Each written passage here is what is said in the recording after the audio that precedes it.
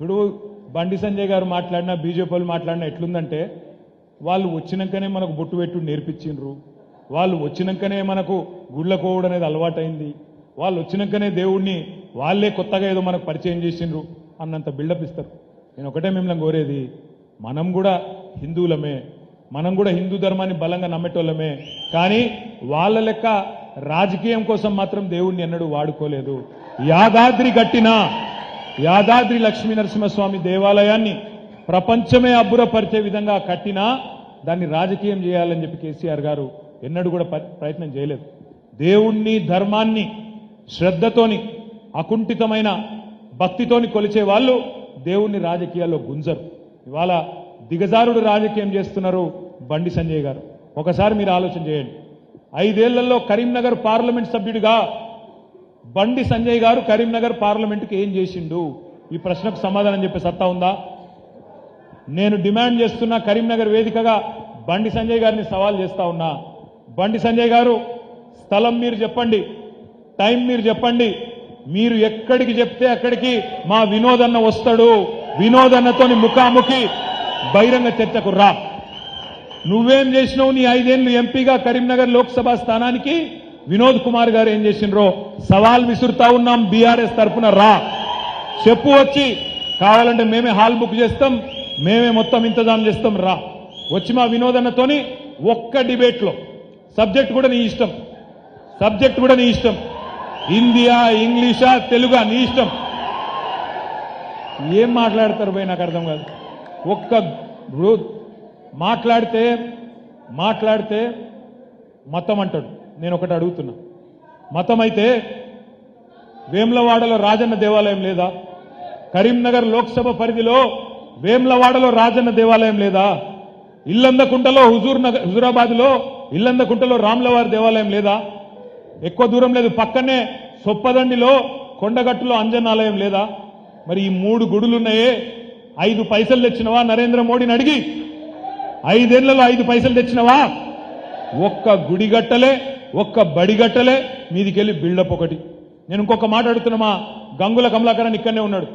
గంగుల కమలాకరన్న తిరుమల తిరుపతి దేవస్థానం అక్కడ ఉండే జగన్మోహన్ రెడ్డి గారిని, అక్కడ ఉండే టీటీడీ బోర్డు చైర్మన్ కలిసి ఇలా అద్భుతమైన అపురూపమైన వెంకటేశ్వర స్వామి ఆలయాన్ని కట్టించింది మా గంగుల కమలాకర్ గారు, మా వినోద్ కుమార్ గారు కాదా? ఇది వాస్తవం కాదా? అంటే ఇక్కడ హిందూ కానోళ్ళే ఉన్నారు. ఇవాళ గంగుల కమలాకర్ గారేమో ఇక్కడ 10 ఎకరాలు ఇప్పించి కేసీఆర్ గారితో మాట్లాడి వినోద్ కుమార్ గారు ఆయన కలిసి బ్రహ్మాండమైన గుడి, ఇక్కడ వెంకటేశ్వర స్వామి గుడి కట్టిస్తే అక్కడికి వచ్చి మాత్రం మొక్కుకొని పోయింది, అది వేరే విషయం. కానీ సాటుకు వచ్చిపోయిండు మొత్తానికి. సరే, పాయింట్ ఏంటంటే గుడికి పైసలు తేలే, కొనొక్క బడి తెచ్చిండా? ఒక్క బడి, ఒక్క నవోదయ పాఠశాల తెచ్చిండా? కొత్త జిల్లా అయితే రాజన్న సిరిసిల్ల జిల్లా కొత్తదైంది, జగిత్యాల జిల్లా కొత్తదైంది, ఈ 2 ఆయన పార్లమెంట్ పరిధిలో కొంతున్నాయి. ఒక్క పాఠశాల తేగలిగిండా? వినోద్ కుమార్ గారు ఇక్కడ పార్లమెంట్ సభ్యుడిగా ఉన్నప్పుడు IIIT కరీంనగర్కు దాదాపు వచ్చినంత పని అయింది. ఈ లోపల ఎలక్షన్ వచ్చింది, ఆ పని ఆగిపోయింది. కనీసం ఆ IIIT అన్న చేయగలిగినవా? చేయలేదు. పోనీ కేసీఆర్ గారు ఎంపీగా ఉన్నప్పుడు శాంక్షన్ అయిన కొత్తపల్లి మనోహరాబాద్ రైలు లైన్, కొత్తపల్లి మనోహరాబాద్ అంటే కరీంనగర్ నుంచి హైదరాబాద్కు రైలు, కనీసం దాన్నన చేయగలిగినవా? ఇవాళ సిద్దిపేట దాటి కనీసం కరీంనగర్ లోక్సభ పరిధిలోకి రైలు కూడా అడుగు పెట్టలేదంటే ఇక్కడి లోక్సభ సభ్యుడి శాతగాంతనం కాదా? బండి సంజయ్ అట్టర్ఫ్లాప్ ఎంపీ కాదా అని నేను అడుగుతా ఉన్నా. ఆలోచించండి, ఏం జరిగింది, ఏం ఒరిగింది? బండి సంజయ్ గారు 5 సంవత్సరాలు లోక్సభ సభ్యుడిగా ఉంటే పార్లమెంట్లో మాట్లాడాడు. వినోద్ గారు 570 ప్రశ్నలు అడిగితే ఆయన 50 ప్రశ్నలు అడగడు. ఒక్క గుడి దేడు, ఒక్క బడి దేడు, పోనీ ఒక్క మండల కేంద్రానికన్నా వచ్చినవా కరీంనగర్ లోక్సభ పరిధిలో అంటే ఎక్కడికి కూడా రాలే. మరి ఇట్లాంటి ఎంపీ కావాలనా? లేదా చదువుకున్న విద్యావంతుడు మన తరపున మన గలం, మన బలం, మన దళంగా అక్కడ విరుచుకొని పడే వినోద్ కుమార్ గారు కావాలన్నా ఆలోచించాలని చెప్పి నేను కోరుతా ఉన్నా. ఒక్కసారి మీరు చూడండి, ఎందుకుండాలి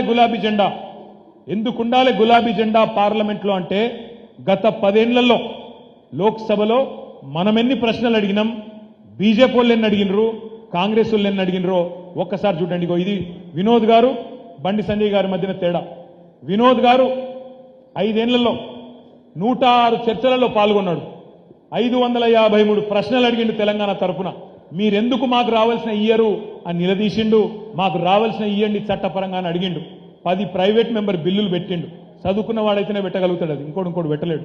ఇక ఇక్కడ దిక్కు చూడండి, 6 చర్చలు. ఆ 6 చర్చలు లేని కేసీఆర్ను ఎన్ని రకాలుగా ఎన్ని కొత్త మాటలు తిట్టాలి.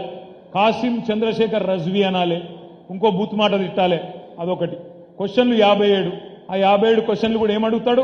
కరీంనగర్కు ట్రిపుల్ ఎందుకు రాలే అని అడగడు. కరీంనగర్ రైలు సిద్దిపేట కాడనే ఎందుకు ఆగిపోయిందని అడగడు. కరీంనగర్లో ఎందుకు ఒక్క నవోదయ పాఠశాల ఇయ్యలేని అడగడు. కరీంనగర్లో గుడులు లేవా, ఇక్కడ రాజన్న దేవుడు లేడా, రాముల వారు లేడా, వాళ్ళకి ఎందుకు పైసలు ఇయ్యరు, వాళ్ళని ఎందుకు ప్రసాద్ స్కీమ్లో పెట్టరు అని అడగడు. ఏమడుగుతాడు? ఏమన్నా దబ్బన కేసీఆర్ గారేమన్నా ఇక్కడ నిధులు, కేంద్ర నిధులు ఏమన్నా మళ్ళిచ్చిండా, కేంద్ర నిధులు ఏమన్నా వేరే దానికి మలుపుకపోయిందా, స్మార్ట్ సిటీకి రాష్ట్రం తన వాటా ఇస్తుందా లేదా, వినోద్ గారు తెచ్చిన స్మార్ట్ సిటీని ఎట్లా బదనాం చేయాలి, ఈ తొండి ప్రశ్నలు తప్ప పనికొచ్చే ఒక్క ప్రశ్న 50 ప్రశ్నలలో బండి సంజయ్ గారు అడగలేదు. ఎందుకుండాలే గులాబీ జెండా, ఎందుకుండాలే కేసీఆర్ దళం పార్లమెంట్లో అంటే, గత 10 ఏళ్లలో మన పార్టీ వాళ్ళు అడిగిన ప్రశ్నలు పార్లమెంట్లో తెలంగాణ ప్రజల తరపున 4754.